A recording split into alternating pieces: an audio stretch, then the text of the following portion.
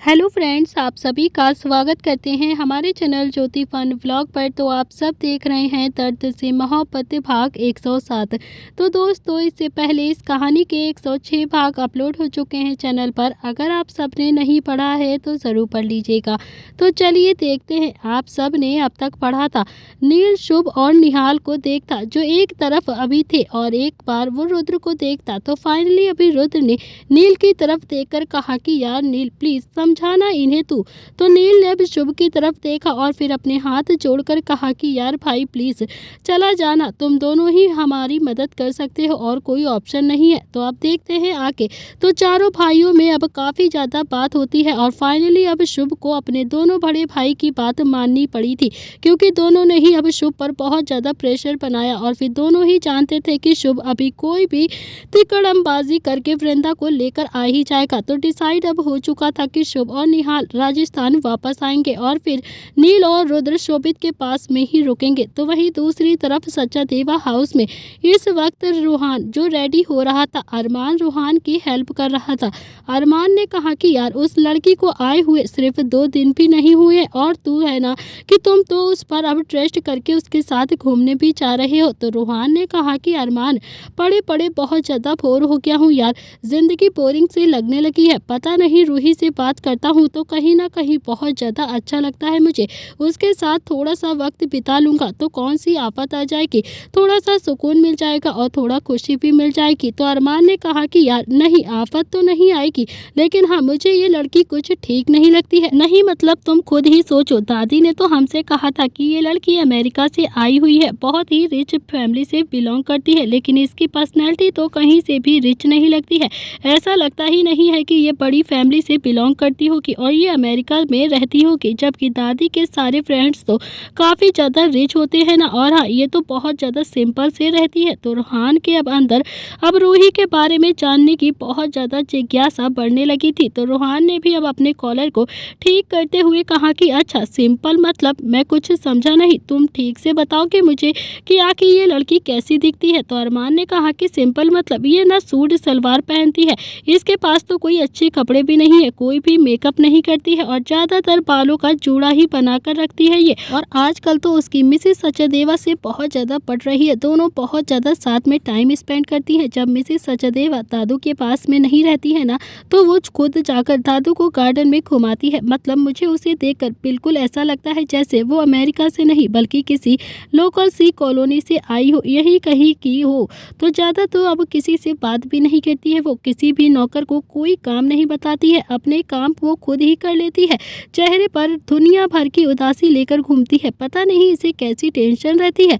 तो रूहान ने अब आके पूछा कि अच्छा ये बताओ कि वो दिखती कैसी है। और कहते हुए रूहान के चेहरे पर एक बहुत ही बड़ी सी एक्साइटमेंट अलग ही छलक रही थी। तो वहीं अरमान ने अब रूहान को थोड़ा सा चिढ़ाते हुए मजाकिया अंदाज में कहा कि क्या बात है, 2 दिन में ही उस लड़की का जादू तुझ पर चल गया क्या, जबकि तुमने तो उस लड़की को ठीक से देखा भी नहीं है और जाना भी नहीं है। तो रूहान भी अब एक दबी हुई मुस्कुराहट के साथ बोलता है कि यार प्लीज बताओ ना अरमान, कैसी दिखती है। तो अरमान ने कहा कि सुंदर तो बहुत है, मोटी मोटी सी आंखें हैं, गोरे गोरे से गाल है, 5 फुट 3 इंच हाइट होगी, आपके कंधे तक तो आ ही जाएगी। उसके गाल पर एक छोटा सा तिल भी है और एक गर्दन पर भी छोटा सा तिल है। उसके गोरे चेहरे पर वो तिल ना बिल्कुल अलग ही नजर आता है, बहुत ही ज्यादा खूबसूरत लगता है। तो रूहान को अब थोड़ा सा गुस्सा आ गया था और फिर उसने अंदाजे से अरमान के गले में अपनी बाहें लपेटकर उसे दबाते हुए कहा कि तुझे शर्म नहीं आती है, तो लड़कियों को इतने ध्यान से क्यों देखता है, क्यों देखा तूने उस लड़की को इतने ज्यादा ध्यान से। तो अरमान ने अपने आप को रूहान की पकड़ से छुड़ाते हुए कहा कि यार क्या बात है, एक तो खुद ही पहले पूछते हो और फिर अब मैं जब बता रहा हूँ तो खुद ही गुस्सा हो गए। वैसे मुझे और भी बहुत कुछ पता है उसके बारे में, बताऊँ क्या, सुनना चाहते हो। तो ये कहते हुए अरमान तो अब जोर जोर से हंसने लगा। तो वहीं रूहान को अब हल्का सा गुस्सा आ गया था और फिर उसने उसके कॉलर को पकड़कर हिलाते हुए उसे गुस्से से कहा कि खबरदार, अगर तुमने रूही को आज के बाद इतने ध्यान से देखा, समझे, तुम कभी भी उसके करीब जाने की कोशिश भी मत करना। इस पर अरमान ने कहा कि क्या वो मेरी होने वाली भाभी हैं। और ये सुनते ही रूहान एकदम से शांत हो गया।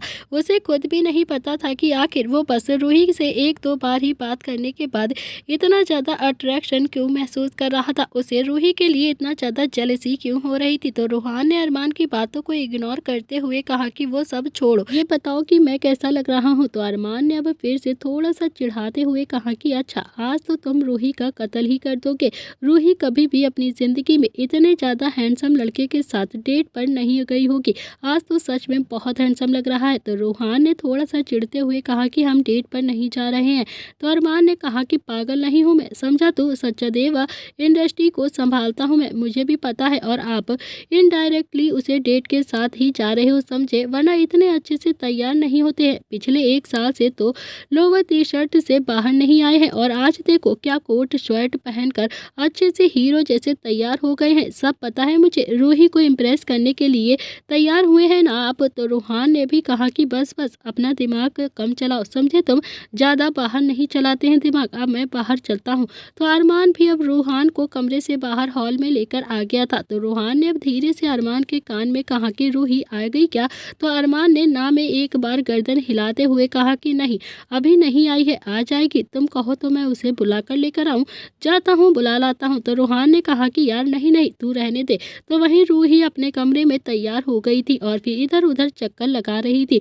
वो बहुत ही ज़्यादा नर्वस थी, बहुत ही ज़्यादा। एक तो वो पहली बार उसे इतना ज़्यादा मुश्किल काम करना पड़ रहा था और ऊपर से उसका दिल जो रूहान को धोखा देने के लिए बिल्कुल भी नहीं कर रहा था, उसे तो ये सब चीज़ बहुत ही ज़्यादा गुनाह सी लग रही थी। रूही खुद में ही बहुत ज़्यादा परेशान होकर खुद को ही समझा रही थी। उसकी हिम्मत बाहर जाने की नहीं हो रही थी, उसकी आंखों से पानी टपकने के लिए बिल्कुल तैयार था। और फिर तभी नीलिमा जी रूही के कमरे में आती हैं और फिर नीलिमा जी ने गुस्से से रूही की बाजुओं को पकड़ा और लगभग गुस्से से अपने दांत पीसते हुए कहा कि आज रात क्या तू यहीं पर खड़ी रहने का इरादा बनाकर बैठी है क्या। रूहान ने तुम्हें सामने से आकर ऑफर किया है तो फिर तू इस ऑफर को एक्सेप्ट करो और जल्दी से उसके साथ जाओ, इस ऑफर का फायदा उठाओ तुम। और हाँ, जल्द से जल्द वो फाइल लाकर मुझे दो, जितनी जल्दी हो सके तुम हमें वो फाइल लाकर दोगी, समझी, तुम उतनी ही जल्दी तुम और तुम्हारी बहन आज़ाद हो जाओगी, समझ गई ना, इसीलिए कह रही हूँ जल्दी से जा, रूहान इंतजार कर रहा है। इतना कहकर नीलिमा जी ने रूही को लगभग कमरे के बाहर ढकेल दिया और वो आकर कमरे से बाहर खड़ी हो गई। रूही भी अब अपने आंखों के आंसुओं को रोकते हुए धीरे धीरे से सीढ़ियों से होते हुए हॉल की तरफ जाने लगी। तो रूही जो अपने आंखों में आंसुओं को कंट्रोल करती हुई नीचे आ रही थी, उसे बहुत ज़्यादा डर भी लग रहा था। तो वहीं अरमान ने जब रूही को देखा तो उसकी आंखें तो एक सेकंड के लिए रूही पर आकर ठहर गई थी। क्या वाकई रूही आज बहुत ज़्यादा सुंदर लग रही थी, उसकी खूबसूरती अरमान को पागल कर रही थी। अरमान ने रूही को कभी भी इतने अच्छे से तैयार होते हुए नहीं देखा था। वहीं रूहान के कानों में जब रूही के सैंडल के टक टक करने की आवाज़ पड़ती है तो उसने भी अरमान से धीरे से पूछा कि अरमान, क्या रूही आ गई है, क्या वो आ रही है। तो अरमान तो अब रूही की खूबसूरती में जैसे ऐसे खो गया था कि उसे तो कुछ पता ही नहीं था। रूहान ने फिर से पूछा कि अरमान, कुछ पूछ रहा हूँ मैं, क्या रूही आ गई है। तो अरमान अपने सेंस में वापस आया और धीरे से बोला कि हाँ भाई, आ गई है वो, आज तो भाभी सच में बहुत ही ज़्यादा सुंदर लग रही हैं। तो रूहान ने अपनी भौएं चढ़ाकर कहा कि भाभी। तो अरमान भी अपने सेंस में आया और फिर बोला कि मतलब शायद भाभी, शायद होने वाली भाभी, या फिर शायद तुम कभी रूही को प्रपोज कर दो, इसीलिए हो जाएगी ना भाभी मेरी वो, मतलब रूही बहुत ज़्यादा सुंदर लग रही है, सच में बहुत ज़्यादा सुंदर है वो। तो रूहान ने कहा कि अरमान, ज़रूरत से ज़्यादा मत सोचो तुम, समझे, तुम ये बताओ कि रूही ने क्या पहना है आज। तो अरमान ने कहा कि बस वही सा लेवेंडर कलर का फ्रॉक सूट। सच में रूही बहुत ज़्यादा सुंदर लग रही है, इतने की अगर मेरे दिमाग में वो झांसी की रानी नहीं होती ना तो सच में मैं आज ही रूही को जाकर प्रपोज कर देता। और फिर ये सुनते ही रूहान ने भी एक पंच बनाकर अरमान के कमर पर जोर से मारा और फिर अरमान भी 2 कदम पीछे हटकर गुस्से में रूहान की तरफ देखते हुए बोला, यार पागल थोड़ी हो गया हूँ मैं, मजाक कर रहा हूँ मजाक, पर सच में बहुत ज़्यादा खूबसूरत लग रही है तेरी रूही। अब तक तो रूही भी उन दोनों के पास में आ गई थी, फिर रूही कुछ बोलने की हालत में नहीं थी, उसे तो काफ़ी ज़्यादा डर था।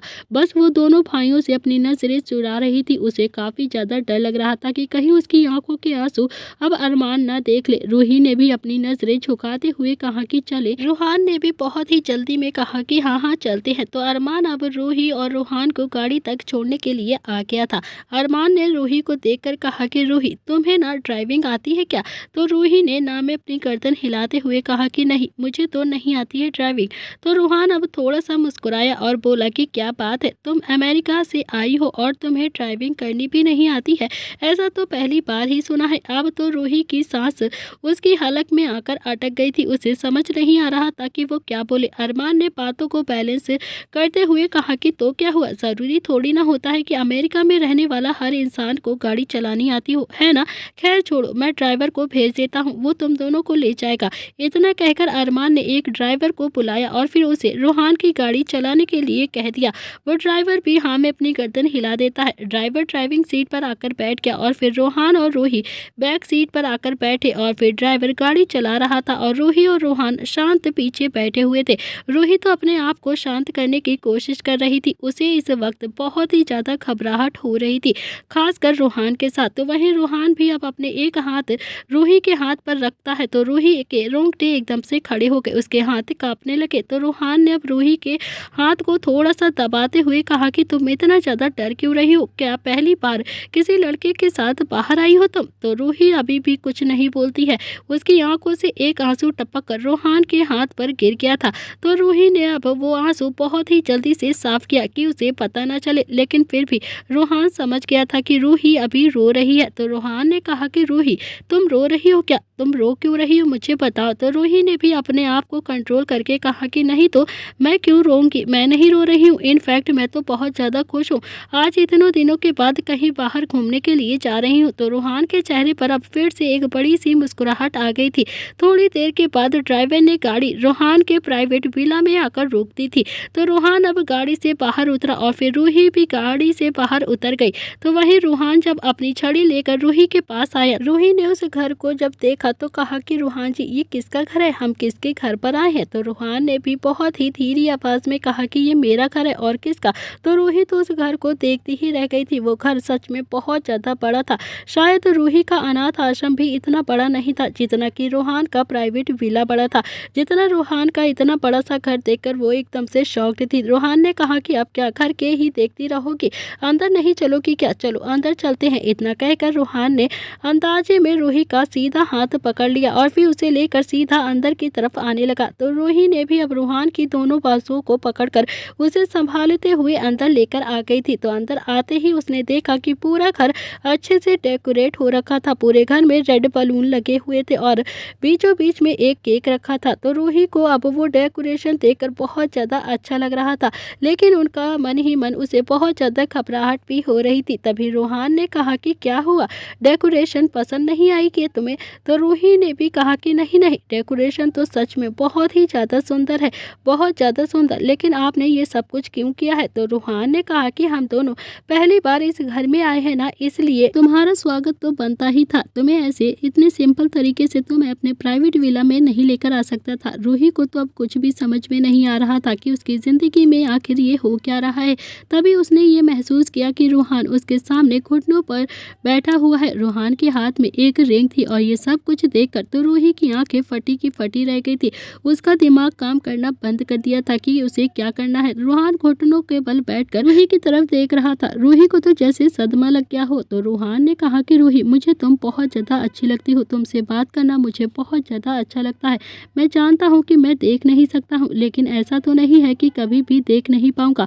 आज नहीं तो कल मेरी आंखें वापस आ जाएंगी और बहुत ही जल्द अरमान डॉक्टर का अरेंजमेंट कर देगा और फिर मेरी सर्जरी होगी और मैं तुम्हारी नज़रों से देखने लगूंगा, मैं तुम्हारी खूबसूरती को देख पाऊंगा। क्या तुम मेरी कमी को इग्नोर करके मुझसे शादी करोगी।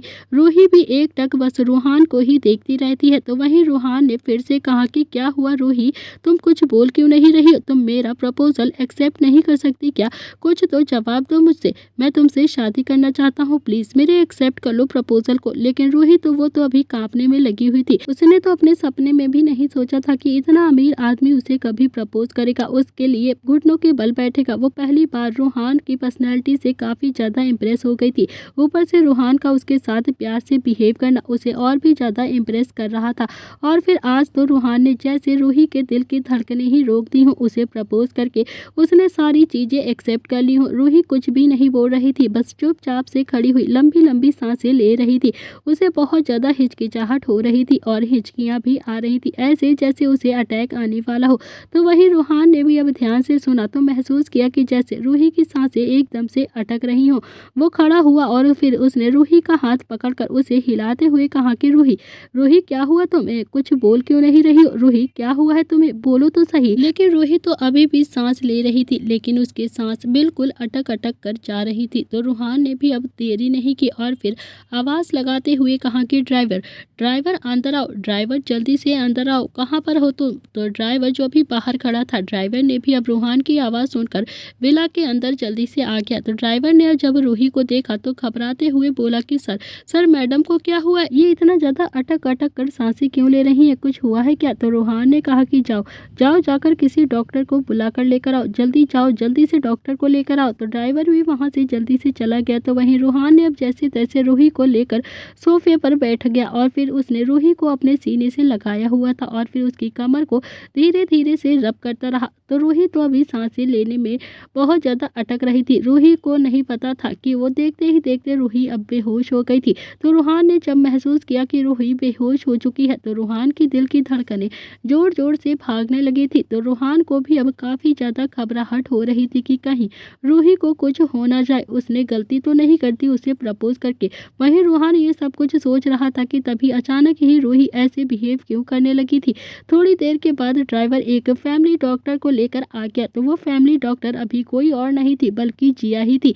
जिया ने रूहान और रूही को एक ही सोफे पर एक दूसरे के गले लगे हुए देखा था। तो एक सेकंड के लिए तो जिया के चेहरे पर बड़ी सी मुस्कुराहट आ गई थी। उसे लगा कि सच में रूहान की जिंदगी में शायद कोई आ गया हो। फिर जिया उन दोनों के करीब जाकर बोलती है कि मिस्टर सचदेवा। रूहान अपने सेंस में वापस आया और फिर जिया का हाथ पकड़कर बोलता है कि आंटी, आंटी जरा देखो ना इस लड़की को क्या हुआ है? ये तो बेहोश हो गई है, इसे क्या हुआ है? ये सांस नहीं ले पा रही। तो जिया ने कहा कि रूहान, ये लड़की कौन है? तो जिया के सवालों का जवाब अब रूहान के पास भी नहीं था, क्योंकि रूहान को खुद भी नहीं पता था कि आखिर रूही कौन है, कहाँ से आई है और क्या रिश्ता है उसके साथ। उसे रूही पर शक जरूर था। उसने जिया के सवालों को इग्नोर करते हुए कहा कि आंटी, ये सब कुछ तो बाद में भी, पहले आप ये देखिए ना कि इस लड़की को हुआ क्या है, ये बेहोश क्यों हो गई? तो जिया ने कहा कि हाँ, लेकिन इसे ना बेडरूम में ले तो चलो पहले। तो रूहान अपनी जगह से खड़ा हुआ और फिर उसने रूही को अपनी गोद में उठा लिया और बोला कि आंटी, जरा आप मुझे बताइए कि कमरा कहाँ पर है, क्योंकि मुझे तो कमरा भी नहीं पता है। तो जिया ने अब रूहान को डायरेक्शन दिखाई और फिर रूहान रूही को सीधा कमरे में लेकर आ गया। तो रूहान ने अब रूही को बेड पर आकर लेटा दिया और फिर जिया रूही का अच्छे से चेकअप करने लगती है।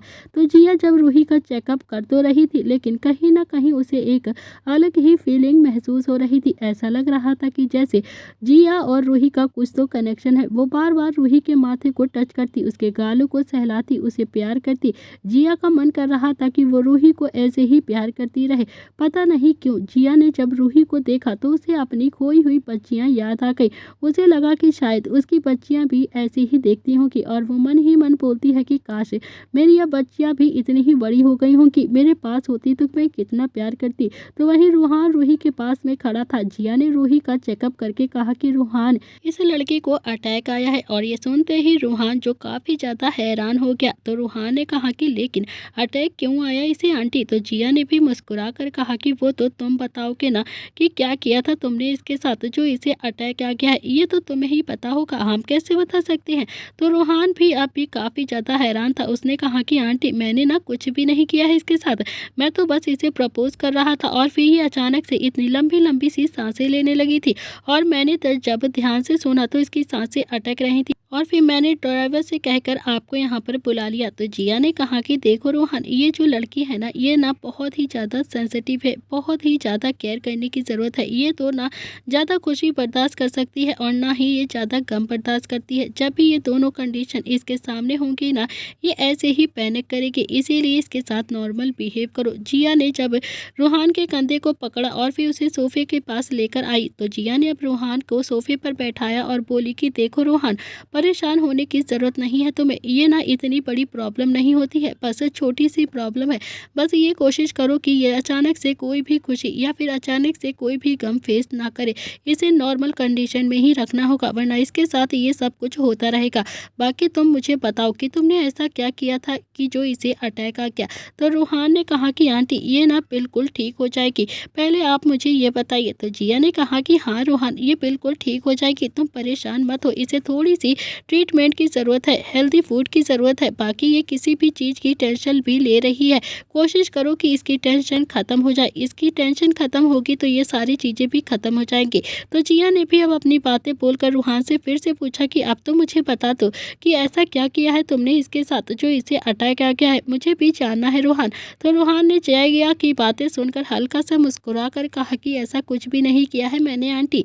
जिया ने कहा कि रूहान, मैं ना तुम्हें अब से नहीं बचपन से जानती हूँ, तो बेहतर यही होगा कि मेरे सामने झूठ ना बोलो। तुम तो पहली बार इस घर में मैं तब आई थी जब तुम बीमार हुए थे। तुम्हें ही देखने के लिए पहली बार शोभित ने मुझे हायर किया था और मैं तुम्हारा चेकअप करने के लिए सचदेवा हाउस आई थी। तब से लेकर अब तक मैं ही तुम्हारी फैमिली डॉक्टर हूँ। तुम मुझसे झूठ मत बोलो, तुम समझे। वैसे भी ये कहते हैं ना कि वकील और डॉक्टर से कुछ भी झूठ नहीं बोलना चाहिए, तो जल्दी से बताओ मुझे। और ये सुनते ही रूहान के चेहरे पर अब हल्की सी मुस्कुराहट आ गई थी और वो भी बोलता है कि आंटी मैंने कुछ नहीं किया है, मैं तो बस इसे प्रपोज कर रहा था यहाँ पर। तो जिया ने भी मुस्कुरा कर कहा कि अच्छा, चॉइस अच्छी है तुम्हारी, वैसे बड़ी ही प्यारी लड़की है। इसका नाम क्या है तुम्हें पता है क्या? तो रूहान बोलता है कि इसका नाम रूही है। तो रूही सुनते ही जिया के दिल की धड़कनें एकदम से तेज हो गई थी। आखिर उसने भी तो अपनी बेटी का नाम रूही और नित्या रखा था, इसीलिए उसे लगा कि ये उसकी बेटी तो नहीं है। तो रूहान से बात करते करते अचानक ही जिया की आंखों में पानी आ गया था। तो रूहान अब जिया को बचपन से ही जानता था, इसीलिए वो भी समझ गया था कि कहीं ना कहीं जिया को फिर से अपनी बच्चियों की याद आ गई है, उसे बहुत ज़्यादा दुख हो रहा है। तो रूहान ने भी जिया का हाथ पकड़कर कहा कि आंटी आप इतना ज़्यादा रोती क्यों हैं, हर वक्त सीरियस हो जाती हैं। आपकी बेटी जहाँ पर भी होगी ना सही सलामत होगी, भगवान करे कि वो हमेशा खुश रहे और हमेशा अच्छे से रहे। आपकी बेटी बहुत ही जल्द मिल जाएगी आपको। तो जिया ने रोते रोते कहा कि रूहान अब तक नहीं मिली है तो अब क्या मिलेगी मेरी बेटी? अब तो लगता है कि मौत पहले आ जाएगी, लेकिन मेरी बेटियां नहीं आएंगी मेरे पास। और ये सुनते ही रूहान ने जब जिया के मुंह पर अपना हाथ रखकर कहा कि नहीं, ऐसा मत कहिए आंटी, प्लीज़ आप ऐसी बातें मत करिए। मैं भी तो आपके बेटी जैसा ही हूँ ना, आप ऐसे कहती हैं तो मुझे भी बहुत बुरा लगता है। मुझे लगता है कि जैसे मेरी माँ मुझे ये सब कुछ बोल रही हो। तो अचानक ही अब जिया के अंदर पहली वाली जिया प्रवेश कर गई थी और फिर उसने रूहान के गाल पर एक हल्का सा चाटा मारकर कहा कि अच्छा, तू ज़्यादा मत बोल, समझा? तू अपने आप को बहुत बन रहा है ना, खुद की माँ को तो माँ नहीं कहता है और यहाँ पर बैठकर मुझे माँ बेटे का ज्ञान बता रहा है। बिल्कुल अकल नहीं है तेरे अंदर। तो रूहान ने भी अब अपने गाल पर हाथ रख दिया और फिर थोड़ा सा मुंह बनाकर बैठ गया और फिर मन ही मन बोला कि यार क्या अजीब बात है, आजकल किसी को भी संतावना देना बिल्कुल बेकार ही हो क्या। तो जिया भी खड़ी हुई और उसने अपने बैग में से कुछ टैबलेट निकालकर रूहान के हाथ में रखी और फिर बोलती है कि ठीक है, अब मैं चलती हूँ, टाइम से इस लड़की को ये टैबलेट जरूर दे देना। तो रूहान ने कुछ भी नहीं कहा, बस हाँ में अपनी गर्दन हिला दी और फिर जिया भी वहाँ से चली गई। थोड़ी देर के बाद जिया ने अपनी गाड़ी एक बड़े से बंगले के बाहर आकर रोक दी थी। वो बंगला किसी और का नहीं था बल्कि वृंदा का था। पिछले 25 साल से जय वीरू वृंदा जिया बस उसी बंगले में रह रहे थे, चारों एक साथ में रहते थे। तो जिया भी गार्डन से होते हुए बंगले के हॉल में आ गई थी। वहां पर एक आदमी बैठा हुआ था जिसकी उम्र लगभग 55 साल की हो गई होगी। चेहरे पर हल्की हल्की सी सफेद सी दाढ़ी आ गई थी, बालों पर भी हल्की हल्की सी सफेदी थी, लेकिन शरीर पूरा मजबूत था, हट्टा कट्टा नौजवान जैसा। वो कोई और नहीं था, जय था। तो जय ने अब जिया को देखकर कहा कि आ गई तुम, चलो खाना खा लो, कब से हम तुम्हारा इंतजार कर रहे हैं। तो जिया की आंखों में भी अभी पानी था, उसे आज फिर से अपने बच्चों की याद आ रही थी। तो जिया गई और फिर सीधा जाकर जय के गले लग गई, उसे बहुत ज्यादा रोना आ रहा था। तो जय ने भी अब अपनी बाहें जिया पर लपेट दी थी और फिर जय का साथ मिलते ही जिया फिर से तेज तेज से रोने लगती है। तो जय ने अब जिया की कमर को रब करते हुए कहा कि जिया जिया कब तक रोगी तुम, ऐसे कैसे रो सकती हो तुम, रोने से तो प्रॉब्लम सॉल्व नहीं हो जाएगी ना। हमारी बेटी जहाँ कहीं भी होगी ना बिल्कुल ठीक होगी, भगवान हमारे साथ इतना बुरा नहीं कर सकता है, हमारी दोनों बेटियां हमेशा खुश रहेंगी। तुम देखना हमारी बेटियां ना एक दिन हमें ज़रूर मिल जाएंगी।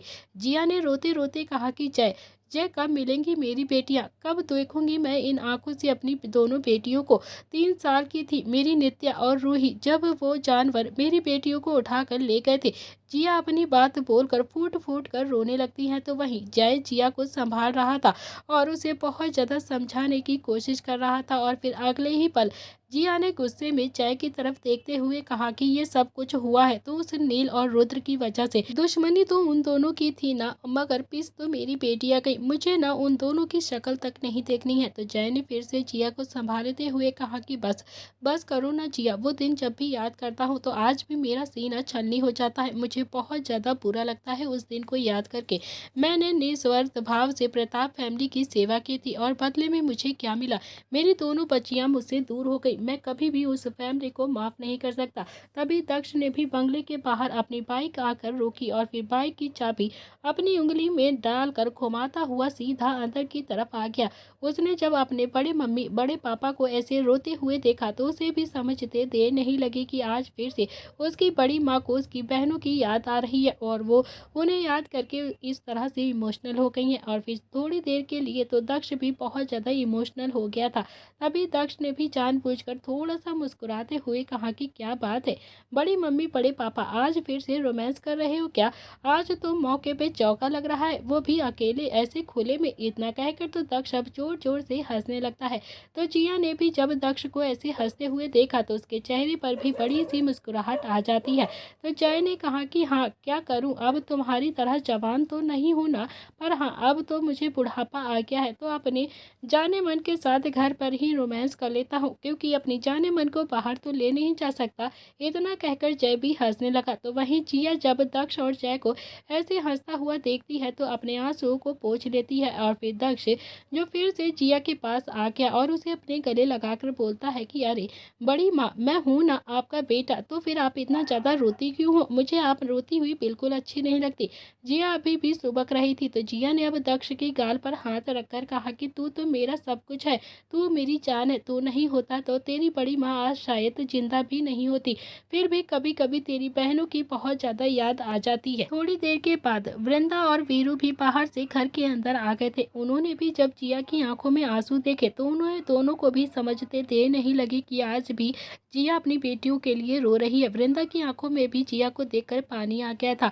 आखिर वृंदा भी तो नित्या और रूही को अपनी बेटी ही मानती थी, उसे बहुत प्यार करती थी। थोड़ी देर के बाद पूरी फैमिली ने एक दूसरे को संभाला और फिर सब फ्रेश होकर डाइनिंग टेबल पर आकर बैठ जाते हैं। सब साथ में बैठकर डिनर कर रहे थे।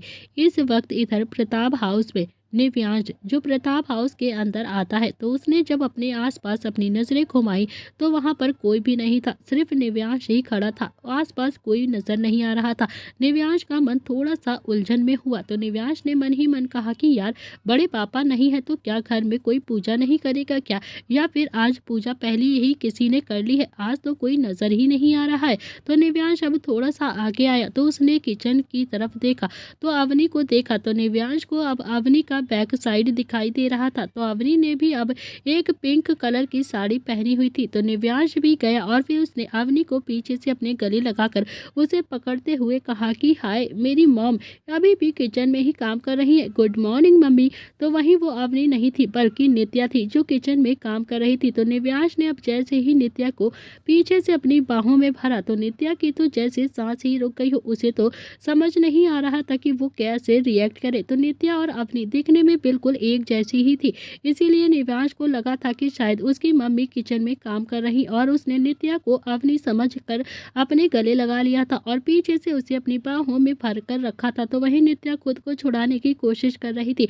लेकिन निव्यांश ने कहा कि अरे मम्मी यूं नाराज क्यों हो रही हो, प्लीज मान जाओ ना, दे दूंगा ना उसे डाइवोर्स। इतना ज्यादा परेशान क्यों हो आप उस चुड़ैल के लिए, क्यों इतना ज्यादा गुस्सा करती हो? रोज सुबह आता हूँ तो आपसे मिलने के लिए ही तो आता हूँ। नियति भी अब खुद को छुड़ाने की कोशिश कर रही थी। तो नियति अभी जितना ज्यादा खुद को निव्यांश की बाहों से छुड़ाने की कोशिश करती तो निव्यांश अपनी बाहें उतनी ही ज्यादा उसके ऊपर कस देता।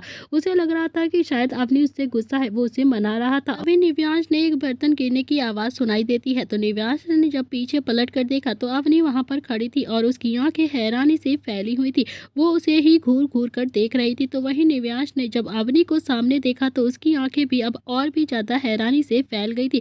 उसे तो अपनी आंखों पर यकीन नहीं था। उसने धीरे से गर्दन टेढ़ी करके देखा तो वो वहां पर नियति खड़ी हुई थी, जो किचन में काम कर रही थी, जिसकी आंखों में हल्का हल्का सा पानी था और वो फिलहाल निव्यांश से थोड़ा सा डर रही थी, उसे अपने आप से दूर करना चाहती थी। तो निव्यांश ने अपनी आंखें कसकर बंद कर ली और फिर अपनी हथेली अपने माथे पर मार ली और फिर अवनी के पास धीरे धीरे जाकर बोलता है, उसकी बाजू को पकड़कर, अरे अरे मम्मी, मैंने सोचा कि वो आप हो, मैंने आप समझकर उसे अपने गले लगा लिया, इसीलिए उसे मैं पीछे से गले लगा लिया था, अब क्या करूं यार। तो वहीं अवनी तो अभी भी होश में नहीं आई थी। उसने पहली बार अपने बेटे को ऐसे छिछोरी सी हरकत करते हुए देखा था। आज से पहले उसने कभी भी निव्यांश को ऐसे लड़कियों से चिपकते हुए नहीं देखा था, वरना तो निव्यांश पूरी प्रताप फैमिली में एकदम से फेमस था कि निव्यांश से ज्यादा शरीफ कोई लड़का ही नहीं है पूरी प्रताप फैमिली में।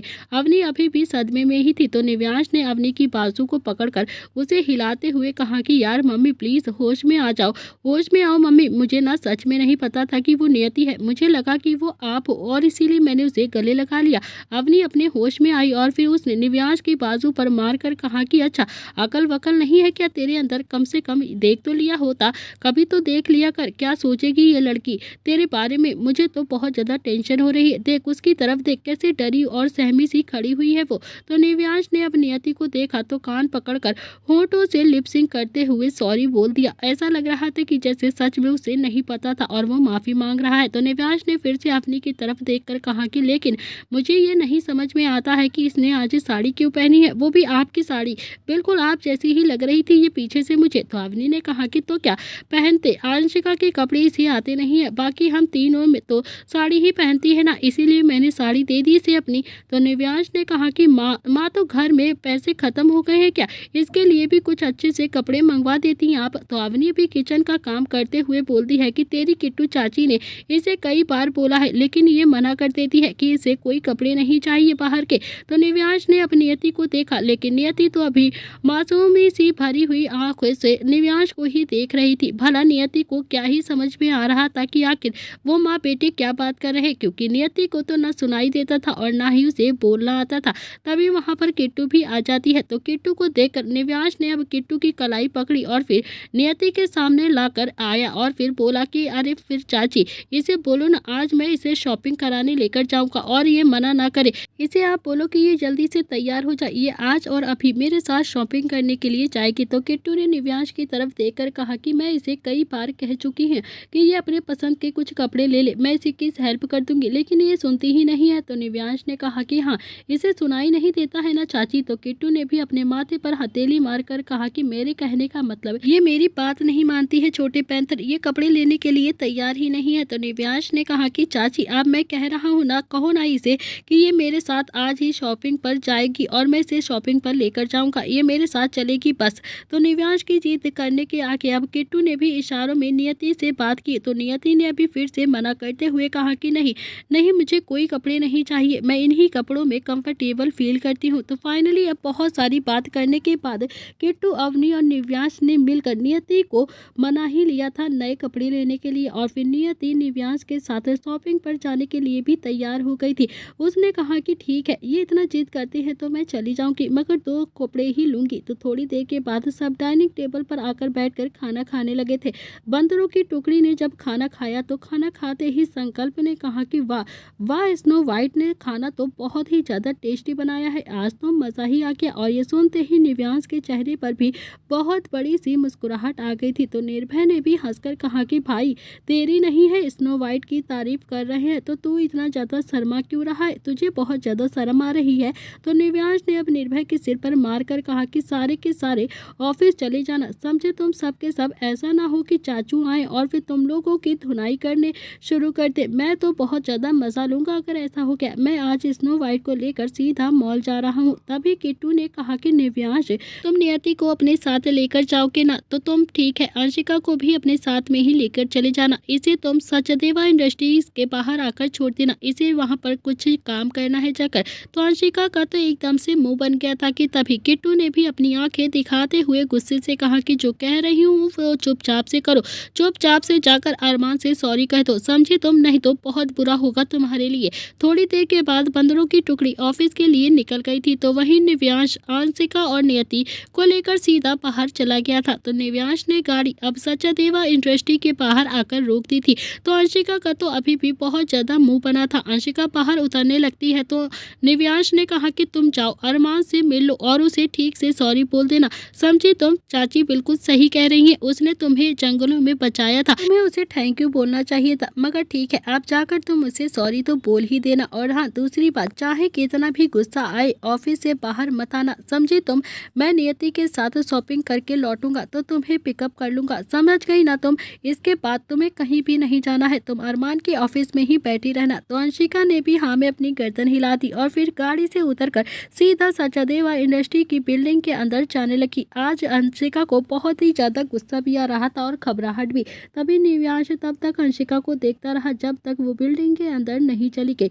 जब निव्यांश सेटिस्फाइड हो गया कि अब अंशिका बाहर नहीं आएगी और वो अंदर चली गई है, तो वो भी नियति को लेकर वहां से अपने साथ चला गया सीधा मॉल शॉपिंग कराने के लिए। तो वहीं दूसरी तरफ रूहान जो सोफे पर बैठकर सो गया था, रूही जो अभी बेड पर सो रही थी। थोड़ी देर के बाद रूही की आंखें धीरे धीरे से खुलती हैं। उसकी रूहान पर नजर पड़ती है जो अभी भी सोफे पर सोता हुआ बहुत ही ज्यादा हैंडसम लग रहा था। रूहान काफी ज्यादा हैंडसम था, बस वो आंखों से अभी देख नहीं सकता था। रूही एक टक बस रूहान को ही देखती रहती है और फिर उसे अचानक ही कल रात की सारी बातें याद आने लगती हैं और फिर रूही के चेहरे पर भी एक मीठी सी मुस्कुराहट आने के लिए तैयार हो गई थी। लेकिन अगले ही पल उसकी आंखों में फिर से पानी आ गया था। वो कुछ सोचने लगी थी, उसे लगा कि शायद वो एक सपना देख रही हो। कहाँ रूहान सचादेवा, एक फेमस बिजनेस टाइकून जो इतना ज्यादा हैंडसम है, इतना ज्यादा अमीर है, और कहाँ वो जिसके माँ बाप का भी कुछ नहीं पता है। थोड़ी देर तक रूही रूहान के चेहरे को ऐसे ही निहारती रहती है और फिर रूहान को ऐसे देख रही थी जैसे अपनी आंखों में ही उसे संभालेगी। रूहान जो अभी बेसोच सा होकर सो रहा था, तो रूही को अब लग रहा था कि वो ये उसका आखिरी मौका है जिसमें वो रूहान को इतने करीब से देख रही है। जब रूहान को शायद सच पता चलेगा तो वो सिर्फ उससे नफरत करेगा, इतना ज़्यादा नफरत कि वो शायद झेल भी नहीं पाएगी और नफरत के सिवा वो कुछ भी नहीं करेगा। थोड़ी देर में ही रूहान ने कहा कि रूही मुझे ऐसे ही देखती रहोगी क्या? और फिर ये सुनते ही रूही जो अपनी आंखें एकदम से झपकाने लगती है। तो रूहान भी सो रहा था, ऊपर से उसे दिखाई भी नहीं देता है और फिर उसे ये कैसे पता चला था कि रूही उसे ही देख रही है? उसकी आवाज़ सुनकर तो रूही एकदम से हड़बड़ा गई। तो रूही भी अपनी लड़खड़ाती हुई जबान से बोलती है कि आप जग रहे हैं? तो रूहान ने कहा कि पहले भी कहा था और अभी भी कह रहा हूँ कि मैं अंधा नहीं हूँ, लाचार नहीं हूँ, सुनाई देता है मुझे, यहाँ तक कि तुम्हारी सांसों को भी सुन सकता हूँ मैं, इसीलिए मुझे सब पता होता है कि तुम क्या कर रही हो, जाग रही हो या फिर सो रही हो, रो रही हो या हंस रही हो। तो रूहान उठकर सोफे पर बैठ गया और फिर अपनी छड़ी लेकर धीरे धीरे वॉशरूम में चला गया। तो वहीं रूहान की बात सुनकर रूही के चेहरे पर भी अब लाली सी छा गई थी और कहीं ना कहीं उसे शर्म भी आ रही थी। लेकिन रूही ना तो उसे पल को पा रही थी और ना ही उस पल को छटक पा रही थी, ना ही रूहान को एक्सेप्ट कर पा रही थी और ना ही उसे सच्चाई बता पा रही थी। रूही का दिमाग काम करना बंद कर गया था। उसे लग रहा था कि कैसे और क्या बताएगी वो रूहान को जब सच पता चलेगा। और थोड़ी देर के बाद रूहान भी अपनी छड़ी का सहारा लेते हुए वॉशरूम से बाहर आया। तो रूही की नज़र तो अब रूहान पर ही आकर टिक गई थी। रूहान ने भी बस एक टॉवल लपेटा हुआ था। रूहान की बॉडी बहुत ही ज़्यादा अट्रैक्टिव लग रही थी। रूहान के चेहरे पर फिर से एक बड़ी सी मुस्कुराहट आ गई थी। वो भी कबर्ड की तरफ जाता हुआ बोलता है कि तुम फिर से मुझे घूरने लगी यार, ऐसे क्यों बार बार मुझे घूरने लगती हो तुम? तो रूही ने भी अब बहुत ही जल्दी में अपनी नजरें इधर उधर करना स्टार्ट कर दिया और फिर रूहान ने धीरे धीरे अपने कपड़े चेंज करने लगा। तो वहीं रूही तो बस अब चुपचाप से नजरें झुका कर बैठी रहती है जब तक रूहान ने सारे कपड़े चेंज नहीं कर लिए। तो रूही ने भी अब एक बार भी रूहान की तरफ देखा तक नहीं था। तो रूहान ने अब फिर से पलट कर रूही की तरफ देखते हुए कहा कि तुम भी जाकर तैयार होकर नीचे आ जाओ, साथ में ब्रेकफास्ट करते हैं, ठीक है ना अब तुम्हारी तबीयत? तो इतना कहकर रूहान ने भी अपनी छड़ी ली और फिर उसी के सहारे वो कमरे से बाहर निकल गया और सीधा हॉल में आकर रूही का इंतजार करने लगा। थोड़ी देर के बाद रूही भी नहाकर अच्छे से तैयार हो गई और फिर सीधा नीचे हॉल में आ गई। तो दोनों ही बैठकर अब ब्रेकफास्ट कर रहे थे। जहाँ रूहान आराम से बैठकर खाना खा रहा था, तो वहीं रूही के गले से तो जैसे निवाला ही नहीं उतर रहा था। उसे बहुत ज्यादा डर लग रहा था कि कहीं फिर से रूहान कल रात की सारी बातें दोहराने न लगे, उसे फिर से कहीं प्रपोज न करने लगे। रूही तो बस जैसे तैसे खाने को अपने मुंह में ढकेल रही थी, उसका खाना खाने का बिल्कुल भी मन नहीं था। तो वहीं रूहान ने धीरे से कहा कि अच्छे से खा लो रूही, इतना जल्दबाजी में क्यों खा रही हो तुम? मैं कल रात के बारे में बात नहीं करूंगा तुमसे। और ये सुनते ही रूही के दिल की धड़कनें अब जोरों जोरों से धड़कने लगती है और फिर भी उसने जैसे तैसे अपने आप को कंट्रोल किया और फिर नाश्ता करने लगी। थोड़ी देर के बाद दोनों ही अब विला के गार्डन में आकर घूमने लगे थे। तो रूहान ने कहा कि तो रूही, तुम्हारी फैमिली में कौन कौन है? बताओ कि नहीं तुम मुझे कि आखिर तुम्हारी फैमिली में कौन कौन रहता है? तो रूही अब फिर से एकदम से चुप हो गई थी। तो नीलिमा ने उसे हायर तो कर लिया था, लेकिन उसे बातें घुमाना नहीं आता था। रूही तो बहुत ही सिंपल सी थी, उसे कुछ भी ऊट पटांग बोलना नहीं आता था और ना ही नीलिमा ने उसे कुछ भी बताया था कि वो रूहान से कैसे बात करेगी, किसी भी सवाल का क्या जवाब देगी वो। जब रूहान को जवाब नहीं मिला तो उसने हंसकर फिर से कहा कि तुमसे कुछ भी पूछो तुम एकदम से चुप हो जाती हो यार, ऐसा क्यों करती हो? इतना इजी सा क्वेश्चन किया है मैंने तुमसे, मगर तुम हो कि इसका भी जवाब नहीं देती हो, ऐसा क्यों करती हो तुम रूही? तो रूही ने भी अब जैसे तैसे बातों को संभालते हुए कहा कि नहीं नहीं, ऐसी बात नहीं है रूहान जी, मैं ना वो फूलों को देख रही थी, इसीलिए मैंने आपकी बात को सुना नहीं। देखिए ना कितने ज़्यादा खूबसूरत फूल है, माफ़ कीजिए, मेरे कहने का मतलब है कि इस गार्डन में बहुत सारे बहुत सुंदर सुंदर से फूल हैं, मुझे ना बहुत ही पसंद है ऐसे सुंदर से फूल। तो रूहान ने भी अब मुस्कुराहट के साथ कहा कि हाँ हाँ मैं जानता हूँ, इस गार्डन में बहुत सुंदर से फूल हैं, 1 साल पहले मैं भी देख सकता था, इनकी खूबसूरती को मैंने भी देखा है, ये सारी खूबसूरती मैं देख चुका हूँ। तो वहीं रूहान भी अब समझ गया था कि रूही ने उसके सवाल का जवाब आज भी नहीं दिया था और कहीं ना कहीं उसके जवाब को टाल दिया था। तो रूहान ने आज तक जितने भी सवाल रूही से पूछे थे, रूही के पास उसके जवाब भी नहीं थे, एक भी सवाल का उसने आज तक जवाब नहीं दिया था। थोड़ी देर के बाद रूहान गार्डन से घूमता हुआ स्विमिंग पूल के पास में आ गया। तो वहीं रूही भी रूहान के साथ साथ ही चल रही थी। तो रूहान और रूही दोनों ही आपस में बातें नहीं कर रहे थे, रूही को बात करना आता ही नहीं था और रूहान जानता था कि वो रूही से कुछ भी पूछेगा तो वो उसका जवाब नहीं देगी, इसीलिए वो भी अपने सारे सवालों को अपने अंदर ही दबा लेता है। रूहान का शक रूही पर अब धीरे धीरे पक्का होता जा रहा था, जो शक उसे था उसे अब यकीन हो रहा था कि वो बिल्कुल सही है। रूहान ने अपनी छड़ी से महसूस किया कि वो स्विमिंग पूल के पास में ही खड़ा है और फिर तभी रूहान का पैर एकदम से स्लिप हो गया और फिर रूहान स्विमिंग पूल में जाकर गिरा। और ये देखकर तो रूही की तो जैसे सांसें ही अटक गई हो और वो फिर से पैनिक होने लगी। तो रूही अब लंबी लंबी सांसें ले रही थी। तो वहीं रूहान जब पानी में छटपटा रहा था, बार बार बोल रहा था कि रूही रूही बचाओ मुझे, रूही मैं डूब रहा हूँ, प्लीज़ प्लीज़ बचाओ मुझे, रूही मैं डूब जाऊँगा, कोई बचाओ बचाओ प्लीज़, कोई बचा लो मुझे। तो रूही तो अब रूहान को देखकर एकदम से सुन्न हो गई थी, उसे तो अभी कुछ भी समझ नहीं आ रहा था, उसके हाथ पैर कांपने लगे थे। फिर उसने अपने इमोशंस को जल्दी से कंट्रोल किया और सीधा स्विमिंग पूल के कोने पर आकर बैठकर रूहान की तरफ हाथ बढ़ाकर घबराहट सी आवाज़ में बोली कि रूहान जी आप मेरा हाथ पकड़ लीजिए, आप जल्दी से इधर आइए, जल्दी से मेरा हाथ पकड़िए। तो रूहान जी प्लीज़ मेरा हाथ पकड़ लीजिए, मैं आपको बचा लूँगी। लेकिन रूहान तो अपनी जगह पर ही खड़ा रहता है, वहीं पर छटपटाता रहता है और जोर जोर से चिल्लाता रहता है, रूही रूही प्लीज़ मुझे बचाओ बचाओ मुझे प्लीज़, रूही रूही मैं मर जाऊँगा, मुझे बचा लो। तो वहीं रूही को तो अब कुछ भी समझ में नहीं आ रहा था कि वो कैसे बचाए रूहान को, क्या करे जिससे रूहान स्विमिंग पूल से बाहर आ जाए। तो रूही ने भी चिल्लाकर कहा कि वॉचमैन वॉचमैन जल्दी अंदर से आओ, रूहान अंदर है, प्लीज़ बचाओ इन्हें। लेकिन वॉचमैन वहाँ पर नहीं आया। तो वहीं रूहान का छटपटाता अब और भी ज़्यादा बढ़ गया था। अब तो रूही को भी कुछ समझ में नहीं आया, तो उसने भी बिना सोचे समझे सीधा स्विमिंग पूल में जंप लगा दी। तो रूही ने अब जैसे ही जंप लगाई तो रूही भी वहाँ पर आकर छटपटाने लगी थी। तो रूही ने अब बिना सोचे समझे ही जंप लगा दी थी, जबकि रूही ने तो तैरना सीखा ही नहीं था, रूही को तैरना ही नहीं आता था। तो वहीं रूहान ने जब ये महसूस किया कि रूही उसे बचाने के लिए स्विमिंग पूल में कूद गई है, तो रूहान भी अपनी जगह से खड़ा हो गया। अब रूही छटपटा रही थी और रूहान महसूस करने की कोशिश कर रहा था कि आखिर रूही उनके किस साइड में है। और फिर रूहान तैर कर रूही के पास में आ गया, उसने रूही को अपने सीने से लगा लिया और फिर उसे धीरे धीरे स्विमिंग पूल पूल से बाहर निकालने की कोशिश करने लगा। स्विमिंग पूल की गहराई ज़्यादा नहीं थी।